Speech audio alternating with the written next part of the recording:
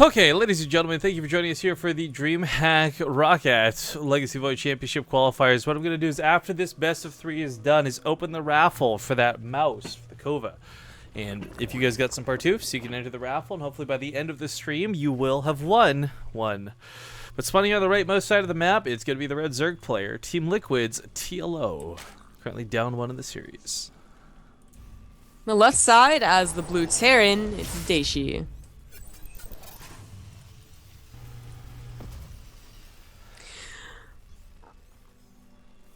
Are you not going to talk, or am I going to talk? I just heard the deep breath like you're going to speak. Oh no, I'm sorry. Okay. That was that was a sick like. Ugh.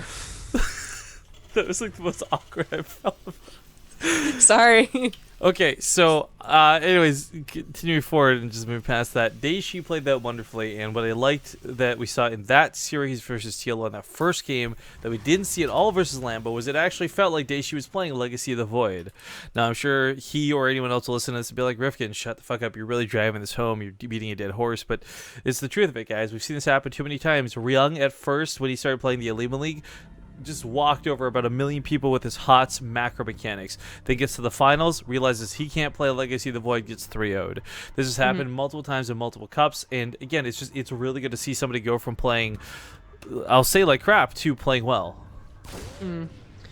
I still think we have to see if his reaction is better versus Roach Ravager, if TLO has it in his arsenal. Because that was, I feel like, a lot easier of a game. You defended against this counter attack that really did turn into something that was too committed. You know, like the third Baneling attack with slow speed was slow speed, but slow Banelings was just not looking too hot. And then you massed Marines, but the inclusion of Liberators was important. Yeah, I agree. Like, it would definitely be interesting to see if TLO could pull that off or not. Not just because it would be the question of could Dayshi hold, but it would also be a question of can TLO pull off that some kind of abuse. But Dayshi's going for tank drops this time. Kind of interesting. Yeah, he went for tank drops at least once before when he scouted rather nicely with the Reaper. He saw like it was probably going to be roaches. Read that nice. Here it is going to be roaches, but he didn't necessarily scout anything to tell him that. Well, you might have seen the lack of speed, because it only just started. Either way, you know, the Mitas wouldn't be out in time. Not a 2-base layer. The Queens can do a decent enough job versus the tank. Oh, it's a push? Ooh, followed by Liberators. And an SCV to repair it. It's kind of a cute little push. People are asking if the raffle's open to European viewers. Absolutely. The raffle's open to anybody, anywhere, guys. So if you win it, great. Cool. Stajio from Dreamhack will have you covered. Cool. So the Roachborn being done would really help out. Just to, I mean, have any units, I suppose. Whether the Lings or Roaches would help out, but Ooh, they're just not out. He could build a bunker here and make such a tight spot for that tank to hide. Yeah, there we go. Bunker can come down. It seems like either like Lambo just like tilted him in some way, or someone like told him like remember like you know all these tricks, or maybe just the maps are now better for Dayshi. I don't remember, but he's doing a lot like trickier things that I like more than that combat shield push. It may also just be Legacy of the Void kicking in, promptly realizing like loser's bracket combined with the fact that he has to play better. You know, he's cheating like still actually cleaned up. He's been playing for 20 hours apparently. He can go to bed. Yeah. Okay, well that explains quite a bit then. So there's that. But that was. How'd you figure that out? He tweeted it. Oh, okay. Ouch. Yeah. Yeah. But while it does get cleaned up easily, it did force out a lot of lings. So Dayshi just needs to make sure not to be busted. Which, I mean, honestly, after last game, if TLO decides to Baneling bust, that would be fine. Dayshi responded well to that last time. But it's not about Banelings. It is about those roaches. It looks like. Second Evo Chamber will tell us which upgrade it's gonna get. Lings or roaches. Lings or roaches. Oh. And quick shot. I'm not sure who's this here. Nate. Somebody named Nate just edited their pledge from $1 to $3 on my Patreon. So thank you very much, mysterious Nate. It's just something we haven't really pushed for a while. But yeah, Zombie Grub and I do have Patreons on the side of things, which is nice. It's not the same hype as like getting a big shout out for a donation on stream, but like that comfortability of knowing like, hey, we got 300, 400, whatever X many bucks a month, really helps budget how we want to do things. So thank you to all those who support both of us. So we are going to see Roach, Ravager, Corruptor. And this is where we talk about, will Dayshi mix things up? Now, Dayshi already had a good plan on that Terraform game. It's just that he took, I think, a couple of engagements prematurely. Like, he didn't have those upgrades, which he doesn't, again. And he just didn't have, like, a lot of tanks or even any Marauders, which he is starting to add in a lot earlier this game. I like to see him play, like, a little more defensive, only, you know, drop, if at all. I guess the Corruptor's going to be out. It might be tough, but if you're doing any aggression just with drops and then kind of, you know, just defense up back at home until you get those good upgrades. Well, one small worrisome thing that's going on while this happens. Okay, Dayshi, he's got a lot of Marines and tanks and scope, but there's no combat shields with this. And, the opposite of the problems he's had in the past games. Yeah, well, it's not just that, but it's like stim. So he's just gonna be he's gonna come here with Marines with 35 health, and that's where Curse of Bile starts getting a little bit scary. New sub, hi Painzetsu. Big love for the new sub. Remember, make sure you guys give that guy a round of Tasia claps in chat before the battle begins. We're gonna fall back. This is where Curse of Bile starts being really good. You can actually kite backwards with it quite a bit. Marine's gonna try and get some shots off here.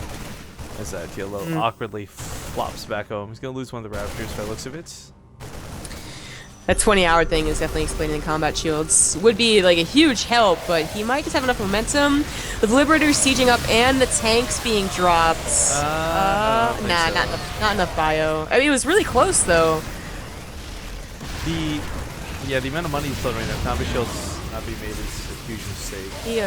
It is, but he took out most of the Roach cover, leaving only the Ravagers. A couple of tank shots could have done a lot of damage, but he retreats. He's allowed to retreat, so that really wasn't that bad. He is still down 30 supply, and only now as he realized the combat shields were not started. Well, here comes the Corruptors finally. I guess it is worth noting a lot of this was just the Ravagers and the Roaches. A couple of Queens back in home defense, of course. That's true. Yeah, it was supposed to be the Corruptor. Can't save the tank, but saves the other two at the very least. I think this is a win. This is a win for Dayshi. Takes like one Ravager shot, but yeah, it is a win. Can maybe chase down a couple of these Ravagers. Oh, don't get a little overeager. Takes out the tank. We'll see if we can turn this win into an overall win, but the thing is, TLO starts turning this around on him, but losing so many Ravagers in the process. And it is worth noting Ravagers are insanely expensive, considering it's not just that you upgrade a Roach, it's that you have to build the Roach and then upgrade it to the Ravager. It's a lot of time investment. No momentum loss, you have to do that. So Dayshi holds, but he's still down, you know, about 40 supply, and his upgrades have not started. His armory is only just finishing. He's getting that second factory again, which I do like. He's going to go for if he can afford double tank production. He only just got his third. His main is being mined out. TLO got to 5 bases during all these attacks and could be on his way to, I don't know about ultras, but sure, maybe ultras or just vipers to add into. Like that hive tech is very powerful, no matter what. I think it'd be cool to see infestors. Not a lot, but even just a couple. A couple of fungal growths with everything in place. Get those Ravager corrosive shots and the corrosive vials to land. Tanks! Panic! Well, gonna take out the last couple of medevacs, but again, once the medevacs start going down, the bio loses so much of its strength. I don't even know how to quantify it. Like, it feels like they become half as strong, but really not a lot really on the ground here for either player, but Dayshi with significantly less supply, and it does feel like this Roach Ravager combo with the Corrupt is just a little too much for this guy to deal with. Yeah, I mean, it's probably like a personal, you know, problem that made it sound worse than it was. You know, it's him. He personally doesn't like this style to deal with it, probably. Plus, it actually is a really powerful style that a lot of people are using, so there might be some balance issues, but I think it's just a lot of, I don't know, like, the game obviously wasn't perfect, you know, that combat shield thing, pretty big. Kind of chose, like, he kind of, like, you know, teeter-tottered between Liberators and tanks. Maybe should have chose one over the other, because then the medevac count isn't there. How much gas can you have? I wonder how Banshees would fare against something like this. They're just be taking out by the Corruptors, isn't they? Yeah, but you're close, so you kill a lot of shit before you go down. Whereas right now, as we see, he's not even fighting. I mean, they would get an overseer though. Like, Yeah, that's true. I don't know. It's just not that hard. just hypothesizing here. Here comes the Liberators finally, and this would normally turn this around, but he already took so much damage, and losing the command center is pretty devastating. Blanket wall of Curse of Violence just coming down on top of everything. Walks underneath it through the Liberators, so who cares about that thing? I mean, you can see that they take really good engagements, like Sim's Bio versus Roach Ravager. Well, the other thing was like good. the Marauders performed really well this time around. It just he had so few of them, and they came out late. Yeah. But TLO will tie up the series now 1-1, and give us that ace match.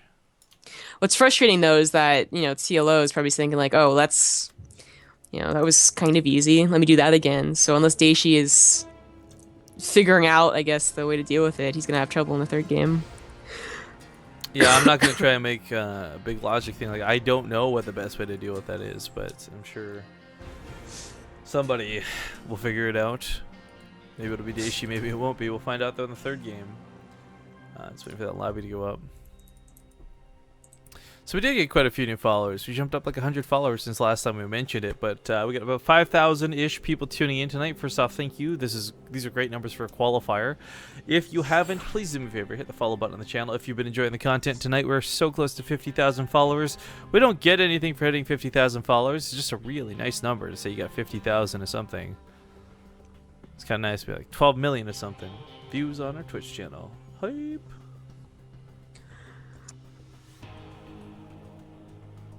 I try to think about this too. Like you see YouTube videos out there with like 400,000 views on it, right? And that's impressive. But you never see any Twitch streams that are really like outside tournament streams, I guess, that are like, well, I guess I take that back. There's some LoL streamers who get like 40K sometimes, like Dyrus and whatnot. But it's kind of interesting to think about like that dynamic of like comparison. Like, okay, on a YouTube standpoint, if we're only getting 5,000 views a video, it's actually like mediocre at best. But on Twitch, 5,000 viewers is pretty fucking amazing. Yeah. Whew, that's Terraform. All right, Terraform, yeah. Intro, see you guys in a